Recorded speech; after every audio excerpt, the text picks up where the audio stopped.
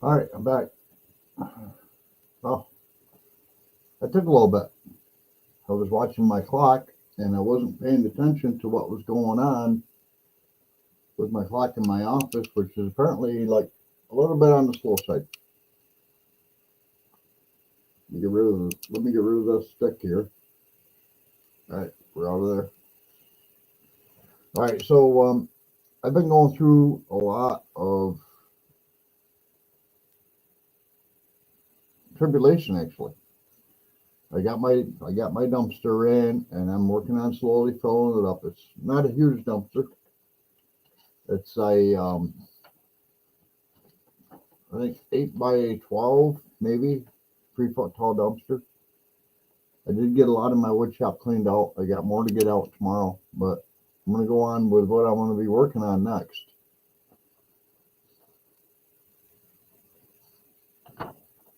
This, see if I can pull this up properly. This is our seed house right here. A lot like Mike and Alyssa's from Drifts and Dreamers 5. It doesn't show everything. And actually it shows everything in reverse, which is kind of weird. This over here is my old truck in our brand new camper.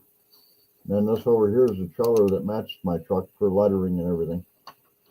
I don't know why it doesn't show up on this as good as it did on the actual Google Maps, but I used to run a business called Takes Two, your honeydew list helper. And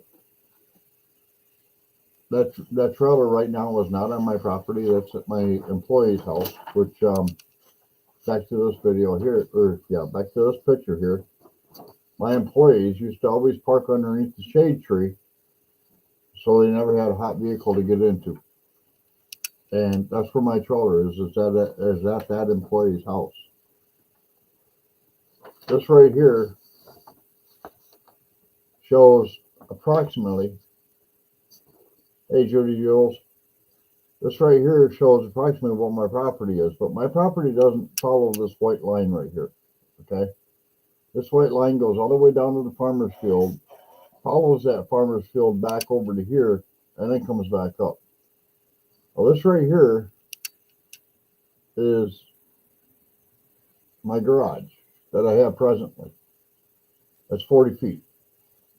This is the house. This is the seed house. This is a pile of lumber. This is my garage. And this is my camper.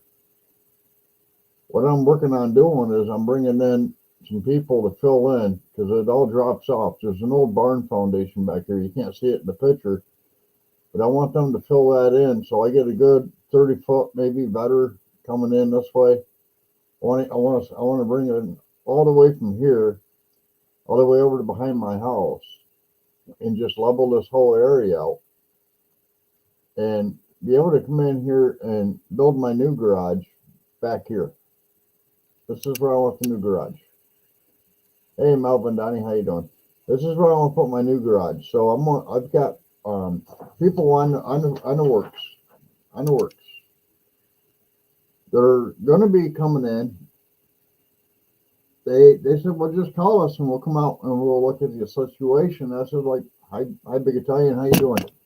I said, it's so cold out right now that I don't think that the trucks can get in anyway. I don't want you pulling it in and telling me, yeah, we're going to get stuck or anything like that. I'm amazed those pictures actually showed up as well as they did. I don't want that to happen. I don't want you to start backing in your dump trucks full of loads. The first one's going to be extending the driveway between my garage and the seed house out. There is a telephone pole there, but there's plenty of room to put a dump truck between the telephone pole and the garage. Plenty of room. And the wire is up high enough to where they could actually dump the load and maybe drive out, or at least dump the load, lower it down, drive out, and then bring in like a skid steer and level it out or whatever. After that, then it all becomes, it's all being dumped downhill. I don't know the extent of how much downhill it is. I don't know how many loads it's going to take or anything yet. I'm looking at what is it going to be for me to make this work. And hi, Arlene, how you doing? I really would like to see them to just give me an idea of what I'm looking at for price to be able to add that much more yard space. Granted, there's going to have to be loads of fill brought in and loads of topsoil brought in and all that stuff. In order to build the new garage, it has to be within 3 inches of level. And that actually takes quite a lot. That actually takes a heck of a lot. I'm going to say probably in the neighborhood of about 16 dump truck loads of fill to bring that up to grade and get it within, you know, an approximation of being kind of level. And then bring in the topsoil and or crusher run actually would be where the garage is going to be and be able to do the footers and foundation and all that because that's all got to be done before I can get my new garage built.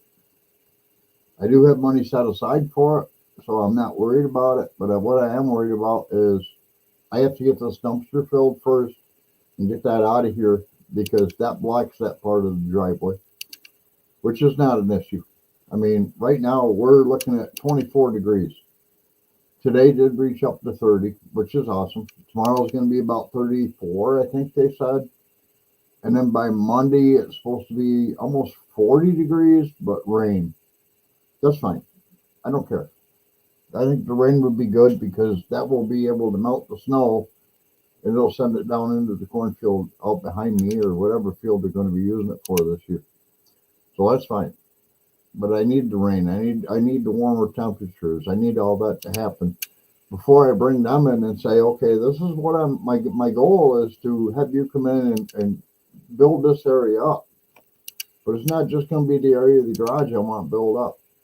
Once that area is built up and is packed down and leveled to mostly the right way, then my thing is I want to level all that property. I mean, like I showed in this picture right here, I own all the way down to this field and back up. I want all of this to be leveled. I can say right now it's probably about a 35-foot drop from that corner right there down to the farmer's field. And it's probably a 40-foot drop down to this part. And then over to here, it stays about a 30-foot drop. So I want to have all that area filled in, raise it up, and then go into my yard and maybe add some fill in there and add some topsoil and bring that up to that same level. My yard is not level by any means. It's not level. For those that have been here before, we'll bring this one back up again. This section over here, I tried to buy that off the farmer out back. I didn't want to go all the way back to the field. I just wanted to buy that section that goes back to where I mow. I tried to buy just that section, and it's probably a 1/4 acre of land, and I offered him a lot of money to buy just that section of land. And I was pretty upset about it because he's like, I ain't selling. And I'm like, well, I really wish you would because I'm really interested in buying it, you know. For last video, I told you guys I was like Dave, come on, Homestead. This is what my office looks like now. Of course, pictures are backwards. I guess it's maybe my camera doing it. That would be my guess. Yeah, it is. It's the camera doing it. This is my office. Not only do I have the 2 monitors that do 2 different things, I've got YouTube over here, I've got email over here, but I've also got my security camera right up above it because when I set that up, in that picture, you can kind of see another monitor off to the side. But sitting at my desk, I can't see that monitor. It's totally not there. And I'm like, I need to see the security monitor. So I've got that right up above me. The one that I've got over here, with you guys over here, and my email over here, and now I got my security camera up here. If there's any movement in my area at all, that camera lets me know what's going on. I could be watching a YouTube video and see somebody walking on my porch. And that's what I wanted. So it's set up. It's good. I'm glad for it, but I don't know. It was a lot of expense. going through expenses.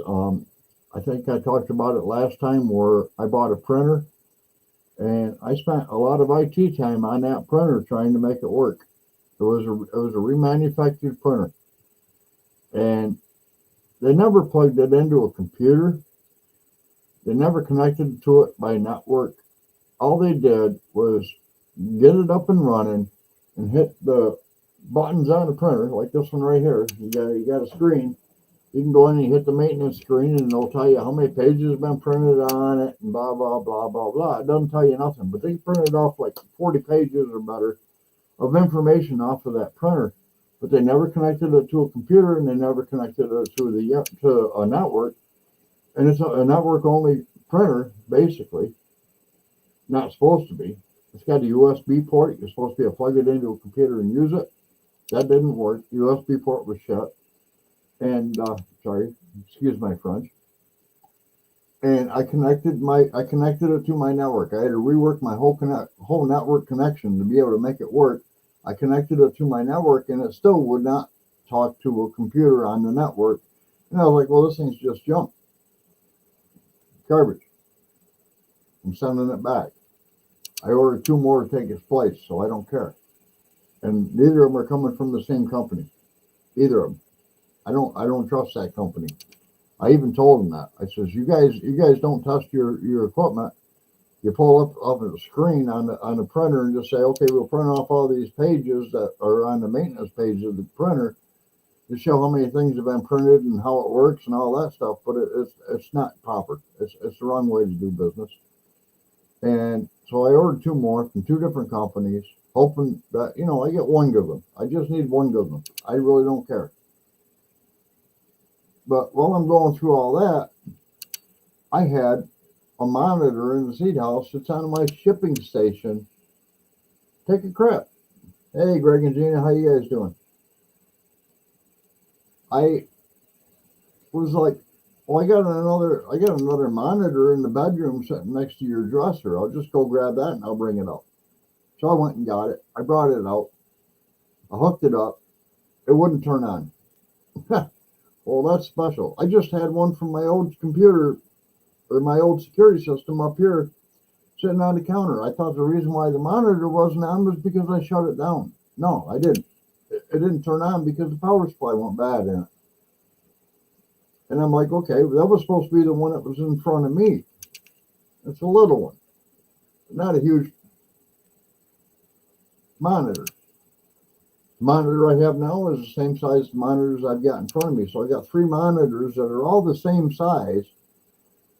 That little one for the security system would be great because I was running it off a TV on the other side, which I can't use for this because I can't make a platform big enough to make it work.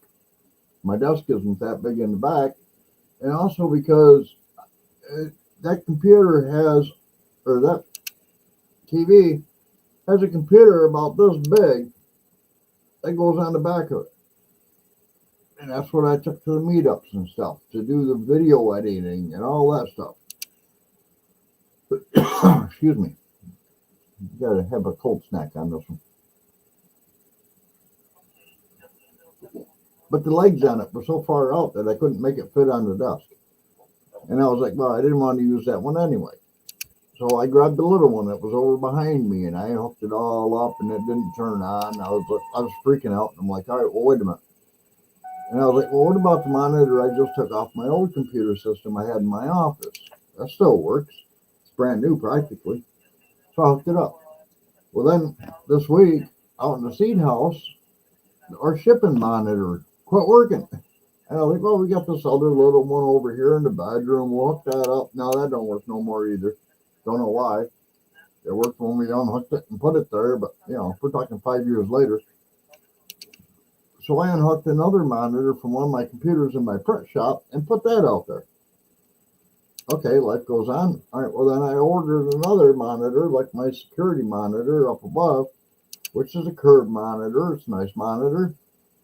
I just got delivered today. I got to put that back in the seed room or back in the print shop room for that computer because I can't use a computer without a monitor. You know what I'm saying? But now I also have the computer that used to be on my desk that no longer has a monitor.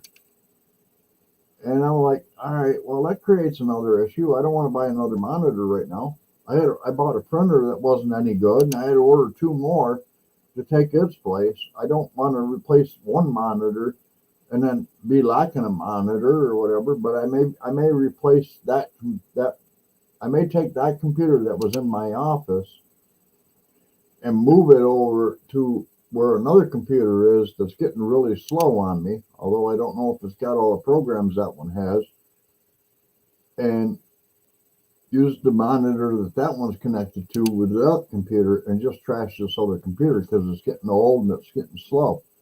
But I'm like, man, I got laptop computers kicking around that are old and slow and all that stuff.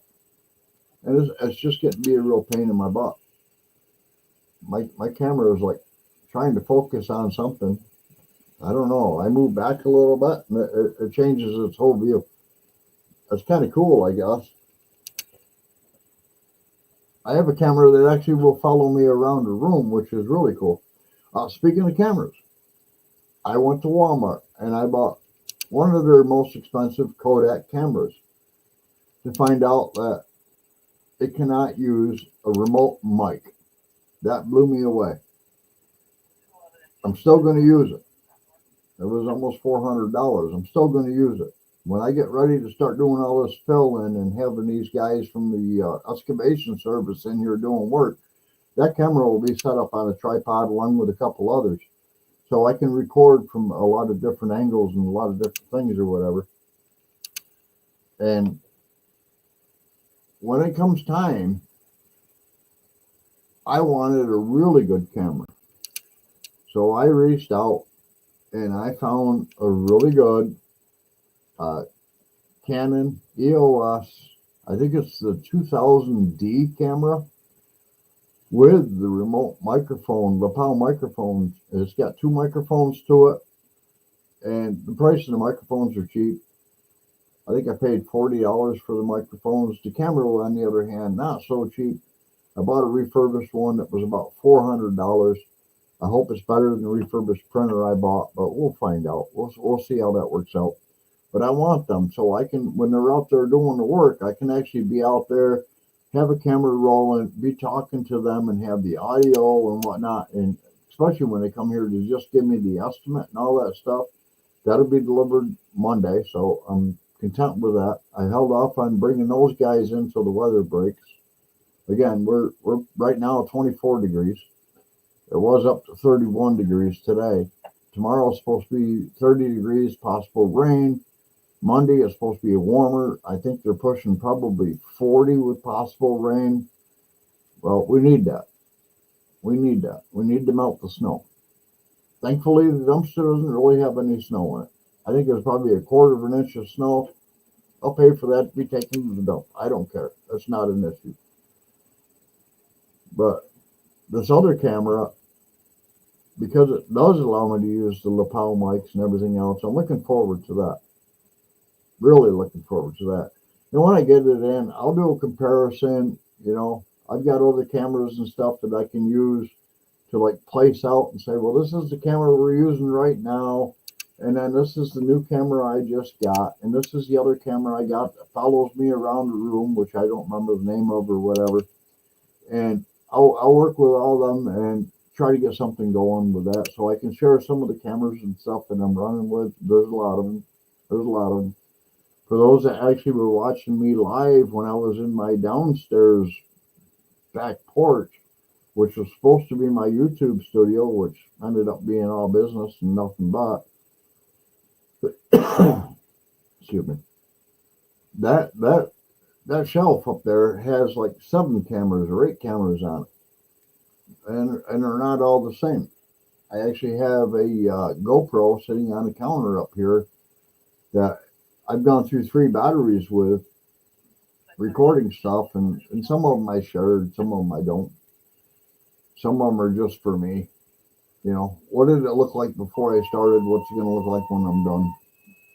And I'm like, okay, well, these cameras and stuff are all like, holy crap. But I'm going to work on getting a video out showing the different cameras, the different abilities of what those cameras can do, how well their audio works. I'm going to be honest with you, the Kodak camera audio at 15 feet away was not good. Was not good. And I might even go into some of these cheaper GoPro versions and stuff and say, this one works, this one's got good volume. That one isn't so good. don't buy it. Can I figure out which ones are which? I don't know. I really don't. My best so far has been for audio is from a company called Fun. I got a lapel mic. It works awesome. It has the microphone receiver, and then you have the other piece that you clip onto your belt or whatever, and then it reaches out a long ways. That'll be one I'll be using when I do the excavation video as well.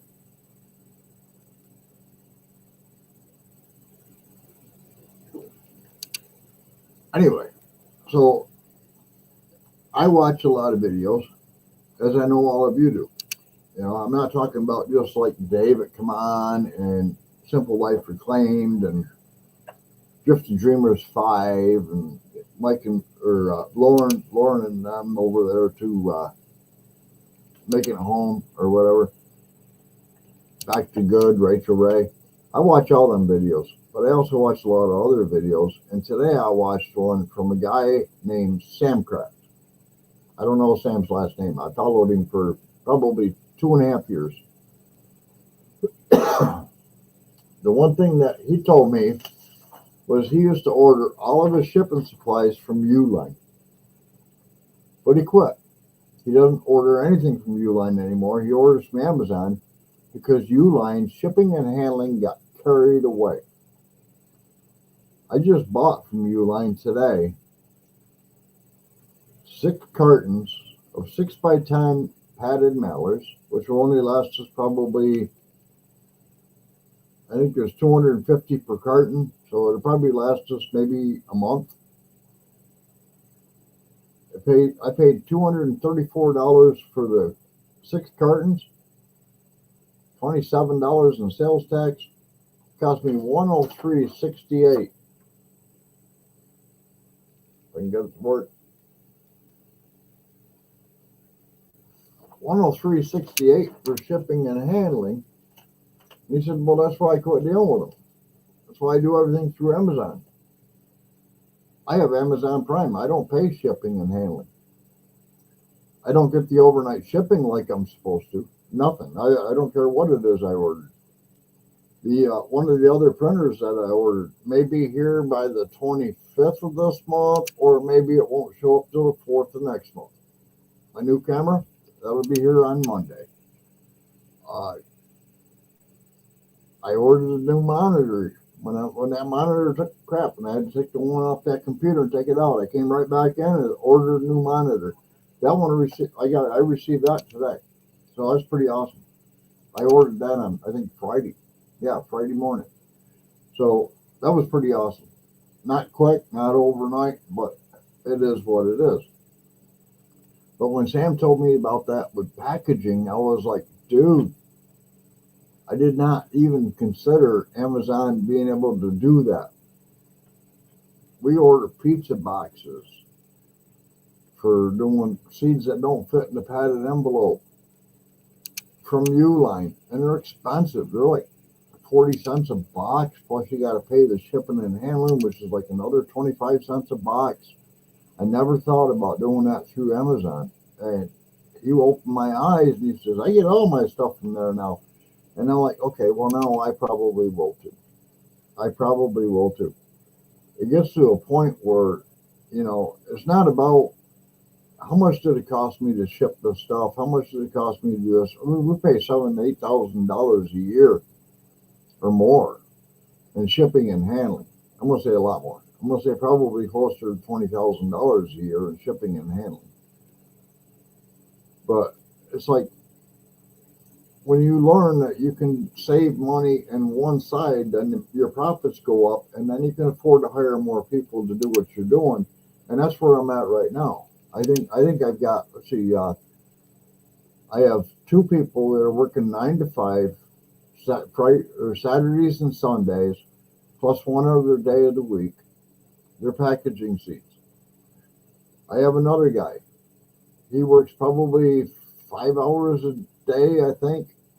And I told him work as many days as you want. I think he's working like 3 or 4 days a week right now. It's like 20 hours. I don't care.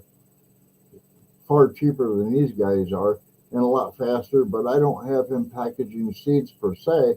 I send him out to the seed house and say, if the seeds need to be packaged, package them. But if they don't, work on getting these orders shipped out.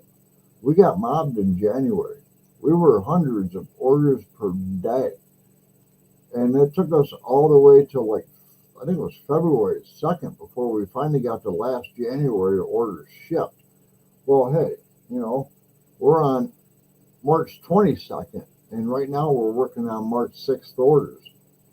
We're so far behind, it's not funny, and we're supposed to ship within 24 hours. So that's been a real problem for us. And I hope to make it better. Hey, Jay Granados, how you doing? Leslie Harrison, how you doing, brother?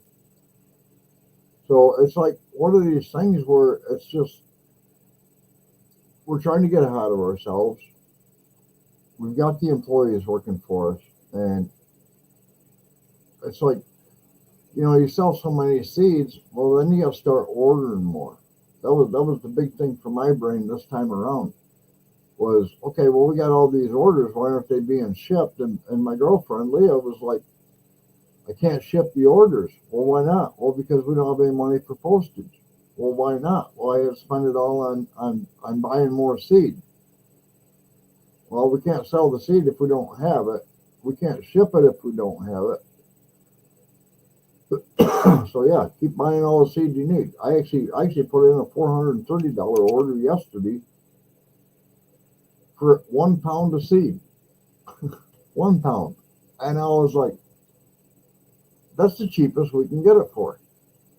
Do we want to carry it on or do we want to just continue it? And I was like, no, we're going to carry it on. We're going to carry it on. It takes a lot of money and a lot of time to make it work, but I don't care. We're going to carry it on. I don't like discontinuing items. We just added a new one today, Cherokee purple tomatoes. We carried it before. We couldn't get them, and we discontinued it because we couldn't get them. We were 2 years without getting any Cherokee purple tomato seeds. And I was able to say, okay, reach out. Okay, we got Cherokee purple tomato seeds again. All right, great. Put it back on the site. List it up. The site is on sale for $1 a package right now because I raised the price to $1.25, like every dollar store did. And I kicked myself in the butt for it. And I put everything on sale 20% off to bring it back down to that dollar. And I don't remember when I set the sale date, and I know it's sometime in March. I'll keep an eye on the site. But when that happens, I'm going to have to go in and pull down the whole inventory of the site, which is 304 varieties, I think, right now. And then go back in and rechange all the prices on all the items and bring them back to $1. And then after that happens, I have to re-upload it and change everything. We got it on Facebook and we got it over here. So everything has to be upgraded and changed, and I'm not looking forward to it. Last time I raised the prices, it took me days. And I just said, okay, hit the button. Now it's time to do it.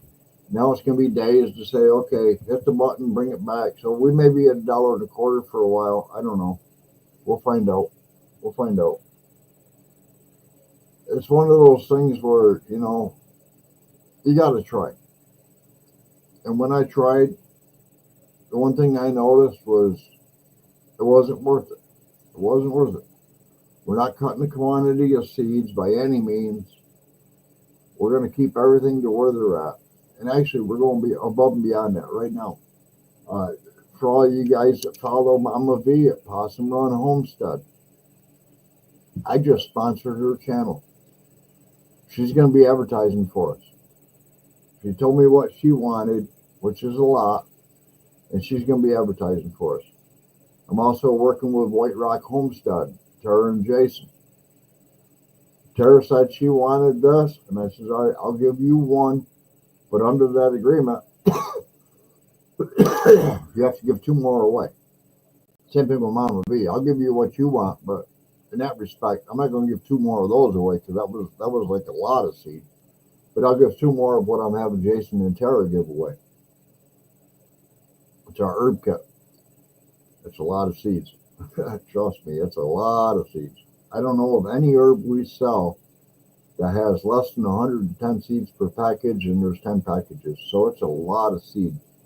But I talked to Leah about it because she's a seed house manager now. I have no part of that. And she said, yes, I will make it work. I will make sure we have the seed. All right, great. Do it. By all means, do it. I'm still trying to get together with Simple Life Reclaimed, Mel and Gary. I want to do something with them again this year. I did their seeds last year for the garden. They were really impressed with them. They loved every bit of them. And I reached out and said, Mel, tell me what seeds you want. I will send them to you. But I also want to do a giveaway with you. And I'm still waiting to hear back from Mel.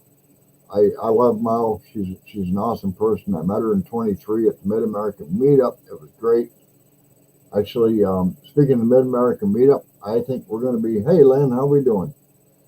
I think we're going to be going back to Mid-American Meetup this year. I say we, it's not Leah and I this time. It's going to be Greg Brink from Greg and Gina and myself. Carpooling. He's going to buy a fold-down camper and either rent or use a vehicle that he already owns to pull it. And we're going to be in Oklahoma on the weekend of May 18th. So it'll be the 16th, 17th, and 18th for that meetup. I'm really hoping we pull this one off. I really want to pull this one off. I've already got it set up here where one of my big holdbacks from being able to do it was Leah had no way to take mail to the post office. Now she does. If Leah had to be picked up from work and I wasn't here to do it, she had no way to get picked up. She'd have to do cabs. Our cabs are very expensive. We're not close to a town. Our cabs are $40, $45 each time, you know. So we're not close to a town, but we have an employee working for us now on the weekends who can take the mail to the post office, who can do what we need to have done, and can, at any given time, if I'm not here, go pick Leah up from work and bring her home for a lot cheaper than $40, $45. So that's a plus for me, and that makes it so that Greg and I can probably make this trip. I'm not going to say probably. We can make this trip. I've been working my way through this, going, how am I going to do this? How am I going to do this? Now I figured out how I'm going to do it. So Greg and I can and hopefully will make this trip together. Gina can't go because Gina has to stay home and take care of Mom. Leah can't go because Leah has to stay here and take care of the seed house and work with the employees. But I can walk away and Greg can walk away. So hopefully the two of us can make it work. I'm looking forward to us being able to make it work. All right, guys, I really don't have anything more going on right now, so I'm going to cut this one short. I will be getting some cameras out and doing some video when our weather breaks. I mean, good Lord, I am so tired of this stuff. But when our weather breaks, I'm going to be bringing the excavator guys out, and like I say, I'm going to be out there. You'll probably see me at a distance with a camera shining on it by maybe a couple different angles with a microphone on, talking to him, and maybe a microphone in my hand so I can pick up what he's saying to me so I can have it recorded so I got it for future reference as well. And then, come in and edit that and send it out and work it from there. And I don't know. But anyway, for right now, I'm going to call this one short. My cold snack ain't working. We'll talk to y'all later. I probably won't see you next Saturday, but maybe the Saturday after that one. You guys all have a good night, and we'll catch you on the next one. Later.